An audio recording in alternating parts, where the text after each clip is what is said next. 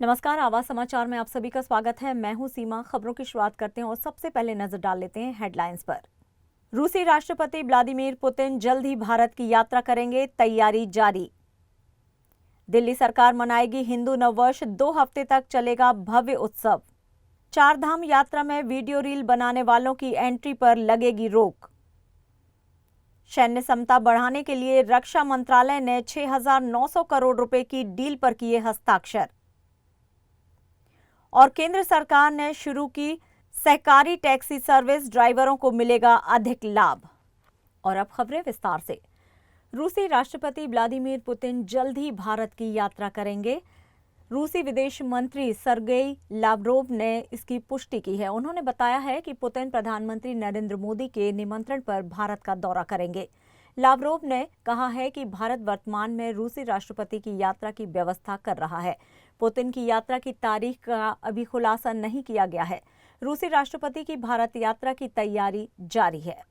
बढ़ते हैं अपनी अगली खबर की ओर। दिल्ली सरकार का कला एवं संस्कृति विभाग लगभग 2 हफ्ते तक चलने वाली भव्य उत्सव की शुरुआत करने की योजना बना रहा है। ये उत्सव चैत्र नवरात्रि यानी कि 30 मार्च से हिंदू नववर्ष के उपलक्ष्य में एक विशाल आयोजन के साथ शुरू होगा और बैसाखी पर खत्म होगा। अधिकारियों ने बताया कि नवरात्रि के दौरान फलाहार पार्टी भी आयोजित की जाएगी। ये पहली बार होगा जब राष्ट्रीय राजधानी में हिंदू नववर्ष इतने बड़े पैमाने पर मनाया जाएगा। दिल्ली सरकार पहली बार हिंदू नववर्ष मनाने जा रही है। इसके लिए योजना बनाई जा रही है। ये कार्यक्रम दिल्ली विधानसभा में आयोजित किया जाएगा। पूरी इमारत को रोशनी से सजाया जाएगा, जैसे दिवाली पर किया जाता है।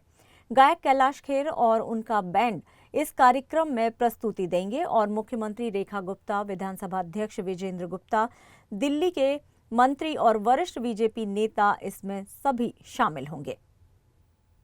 और अब बात उत्तराखंड की। उत्तराखंड में 30 अप्रैल से शुरू हो रही 4 धाम यात्रा में इस बार वीडियो या रील बनाने वालों और यूट्यूबर्स की एंट्री पर रोक लगाने का फैसला लिया गया है। केदारनाथ बद्रीनाथ पंडा समाज ने तय किया है कि इस मंदिर में इस बार परिसर में इन लोगों को नहीं आने देंगे। यदि कोई ऐसा करता है तो बिना दर्शन उसे लौटा दिया जाएगा। इस बारे में प्रशासन को भी बता दिया गया है। केदारनाथ सभा के अध्यक्ष राजकुमार तिवारी ने बताया कि पिछले साल रील बनाने वालों के चलते काफी अव्यवस्था फैल गई थी। इसी तरह पैसे देकर वीआईपी दर्शन की व्यवस्था भी 4 धाम के लिए बंद कर दी गई है। बद्रीनाथ धाम के पंडा पंचायत के कोषाध्यक्ष अशोक टोडरिया ने कहा है कि पैसे देकर दर्शन करवाना भगवान की मर्यादा के खिलाफ है। यदि कोई वीआईपी आता भी है तो उसे 2 महीने बाद का समय दिया जाएगा। रक्षा मंत्रालय ने सेना की क्षमता बढ़ाने के लिए 155 MMA 52 calibre advance artillery gun और 6x6 हाई मोबिलिटी व्हीकल के लिए 6,900 करोड़ रुपए की डील पर हस्ताक्षर किए हैं। भारत फोर्ज और टाटा एडवांस सिस्टम के साथ की गई है। रक्षा मंत्रालय के मुताबिक इस डील के साथ मौजूदा वित्त वर्ष में कैपिटल एक्सपेंडिचर के लिए की गई डील का साइज 1.4 लाख करोड़ रुपए हो गया है। गाड़ियों के द्वारा खींची जाने वाली AT-AGS पुरानी और कम कैलिबर वाली गन की जगह लेंगी। इससे भारतीय सेना के तोपखाने और क्षमता बढ़ेगी। ये डील आत्मनिर्भर भारत के उद्देश्य को पूरा करती है। डिफेंस सेक्टर में इनोवेशन को बढ़ावा देने के लिए सरकार छोटी कंपनियों और स्टार्टअप को भी प्रोत्साहित कर रही है। रक्षा मंत्रालय ने डिफेंस सेक्टर में इनोवेशन को बढ़ावा देने के लिए 50 MSME और स्टार्टअप के साथ चर्चा की है। रिपोर्ट के मुताबिक डिफेंस के लिए होने वाले खर्चे में तेज बढ़त होने का अनुमान है। इससे कंपनियों के सामने कई बड़े अवसर होंगे। ये अवसर घरेलू और एक्सपोर्ट दोनों ही क्षेत्रों में देखने को मिलेंगे।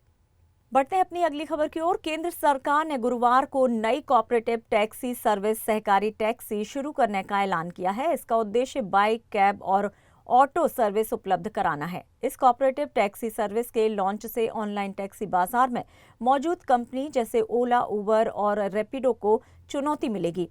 गृह मंत्री अमित शाह ने इस योजना का ऐलान किया और बताया कि इस सेवा से होने वाला लाभ किसी बड़े उद्योगपति को नहीं, बल्कि वाहन चालकों को मिलेगा। केंद्र सरकार की इस पहल का उद्देश्य एक वैकल्पिक ट्रांसपोर्ट सर्विस उपलब्ध कराना है। केंद्रीय गृह मंत्री और सहकारिता मंत्री अमित शाह ने संसद में इस पहल की घोषणा करते हुए कहा कि सहकारी टैक्सी देश भर में दोपहिया टैक्सियों, ऑटो रिक्शा और 4 पहिया टैक्सियों का रजिस्ट्रेशन करेगी। अमित शाह ने कहा कि प्रधानमंत्री नरेंद्र मोदी का सहकार से समृद्धि सिर्फ एक नारा नहीं है, इसके अलावा एक सहकारी बीमा कंपनी भी बनाई जाएगी जो देश में लोगों को बीमा सेवाएं उपलब्ध कराएगी। आपको बता दें कि पश्चिम बंगाल में यात्री साथी नाम से एक ऐसी ही सर्विस पहले से ही चल रही है। यहाँ लेंगे एक छोटा सा ब्रेक, आप बने रहिए आवाज समाचार के साथ।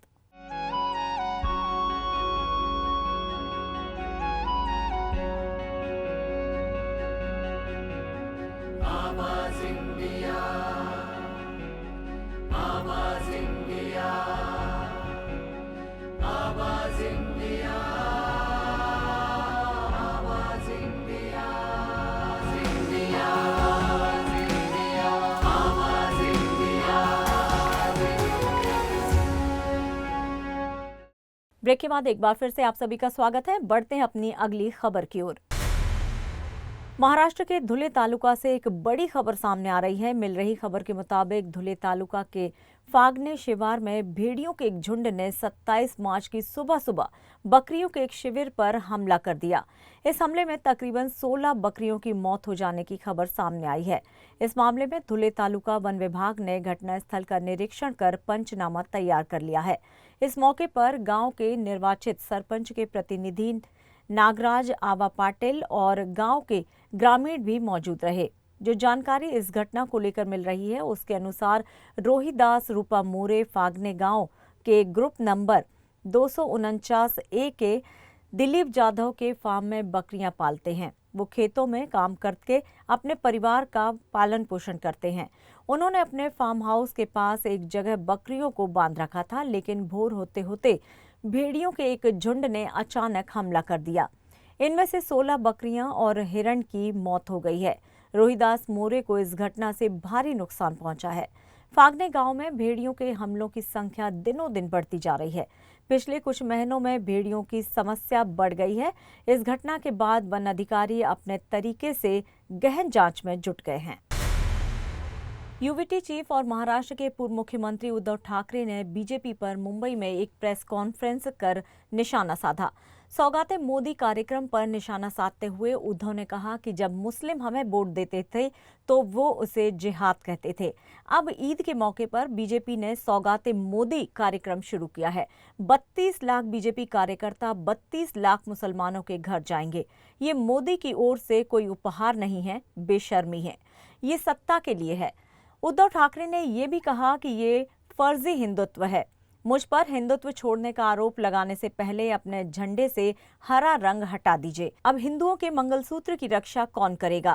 क्या अब कोई हिंदू पार्टी अस्तित्व में है?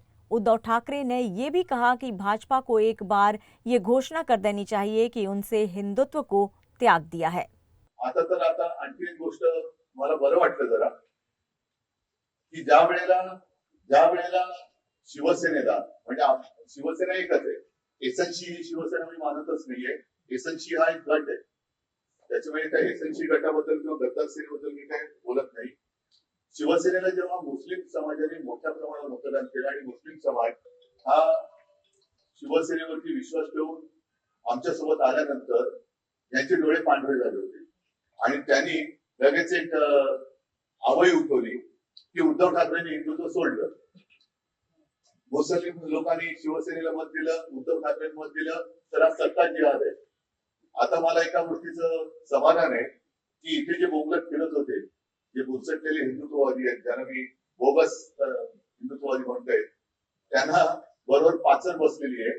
पण आता ईदच्या निमित्ताने सौगाते मोदी हा कार्यक्रम भारतीय जनता पक्षाने हाती घेतलेला आहे। 32 का 35 का 36 लाख मुस्लिम कुटुंबियांच्या घरी जवळपास 32,000 कार्यकर्ते हे भारतीय जनता पक्षाचे घरोघरी जाऊन त्यांना सौगाते मोदी हे देणार आहे। हे काही सौगाते मोदी नाहीये, हे सौगाते सत्ता आहे। म्हणजे यांना सत्तेसाठी हे कोणत्याही थराला जाऊ शकतात, त्याचं एक निर्लज्ज उदाहरण आहे। महाराष्ट्राच्या निवडणुकीमध्ये बटेंगे तो कटेंगे हा नारा देणारे आता सौगात म्हणजे भेट द्यायला चाललेले आहे। वर्षभर किंवा आयुष्यभर होळीच्या निमित्ताने मुस्लिम समाजाच्या नावाने शिंगा करायचा आणि निवडणूक आल्यानंतर त्यांना पुरणपोळी द्यायची, असा हा प्रकार आहे. पण याच्यात एक गोष्ट चांगली आहे की आमच्याकडचे जे काय उडाण टप्पू आहेत, ज्याचा उल्लेख अनिल पर्वेंनी आपल्या विधान परिषदेच्या भाषणामध्ये केलाय, ते सुद्धा आता टोपी घालून कशी ती सौगत घेऊन जात आहेत हे मला बघायचंय. एकूणच मी जे एक दोन वेळा बोललेलो आहे की तुम्ही आमच्यावरती हिंदुत्व सोडल्याचा जो आरोप करता, तर तो आरोप करण्यापूर्वी तुम्ही तुमच्या झेंड्यावरचा हिरवा रंग काढा. आता त्यांचं हे ढोंग उघडं पडलेलं आहे आणि हिरवा रंग तर ते काढतच नाहीये. मला फक्त चिंता अशी आहे की मोदीजी जे लोकसभेच्या निवडणुकीत बोलले होते, मंगळसूत्र चोरलं जाणार, मंगळसूत्र यांना देणार याला, आता हिंदूंच्या मंगळसूत्राचे रक्षण कोण करणार? कोणी आहे का हिंदुत्ववादी पक्ष? कोणाचं संरक्षण तुम्ही कोणापासून करणार? आणि हीच भूमिका तुमची कायम राहणार आहे का निवडणुकीपुरती राहणार आहे? मिल रही खबर के मुताबिक नासिक जिले के घोटी गांव इलाके में एक दिल दहला देने वाली वारदात को कुछ लोगों के जरिए अंजाम दिया गया। धुले में इन दिनों कई अपराध बढ़ते देखे जा रहे हैं, तो वहीं दूसरी तरफ घोटी गांव में कोयता गिरोह का आतंक बढ़ता नजर आ रहा है। नासिक में घोटी गांव के दीपाली बार एंड रेस्टोरेंट में ऋषिकेश नामक युवक इस बात से नाराज था कि उसे बार और होटल के मालिक धनंजय भोसले ने किसी कारणवश अपने होटल में आने पर पाबंदी लगा दी थी, जिसके बाद ऋषिकेश ने अपने 5-6 दोस्तों को बुलाया और लोहे की रॉड, कोयते और धारदार हथियारों से होटल मालिक भोसले की हत्या करने की कोशिश की। इसके अलावा होटल के भीतर भी जमकर तोड़फोड़ की गई। इस वारदात के बाद पूरे इलाके में डर का माहौल पसरा हुआ है। स्थानीय नागरिकों और होटल व्यवसायियों की मांग है कि इस कोयता गिरोह को जल्द से जल्द गिरफ्तार कर उन्हें कड़ी सजा दी जाए। इस संबंध में घोटी पुलिस थाने में मामला दर्ज कर लिया गया है। साथ ही घोटी पुलिस इस वारदात को लेकर आगे की जांच में जुट गई है।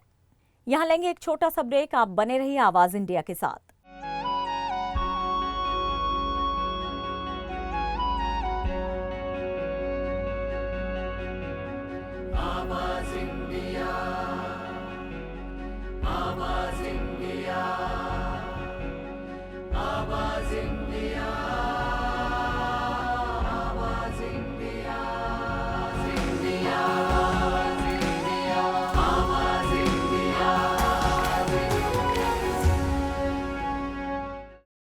ब्रेक के बाद एक बार फिर से आप सभी का स्वागत है और अब बात करते हैं मार्केट की।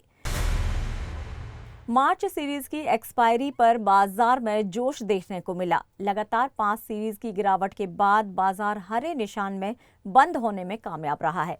गुरुवार को निफ्टी और सेंसेक्स बढ़त पर बंद हुए। मिड कैप और स्मॉल कैप इंडेक्स में भी तेजी दिखी। स्टेरोल फ्रंट में देखें तो आज बैंक, एनर्जी और ऑयल गैस सेक्टर में सबसे ज्यादा तेजी दिखी है। ऑटो फर्मा शेयरों में दबाव भी देखने को मिला। निफ्टी 115 अंक चढ़कर 23,602 के स्तर पर बंद हुआ। सेंसेक्स 318 अंक चढ़कर 77,606 के स्तर पर बंद हुआ है। निफ्टी बैंक 367 अंकों की बढ़त के साथ 51,576 के स्तर पर बंद हुआ है। और अब बात सलमान खान की। सलमान खान ने सोशल मीडिया पर अपनी नई घड़ी के साथ फोटोज शेयर की हैं, लेकिन दिलचस्प बात यह है कि इस घड़ी में राम मंदिर बना हुआ है। घड़ी के अंदर भगवान राम हैं और उसके ठीक नीचे हनुमान जी बने हुए हैं। घड़ी के डायल पर जय श्री राम लिखा हुआ है। ये एक स्पेशल लिमिटेड एडिशन घड़ी है जिसका नाम राम जन्मभूमि रखा गया है। सलमान खान को ये घड़ी उनकी बहनों और मां सलमा खान ने गिफ्ट में दी है। भगवा रंग की बेल्ट वाली इस घड़ी की कीमत 34 लाख रुपए बताई जा रही है। सलमान खान ने अपनी नई घड़ी के साथ फोटो शेयर कर सुर्खियां बटोर ली हैं।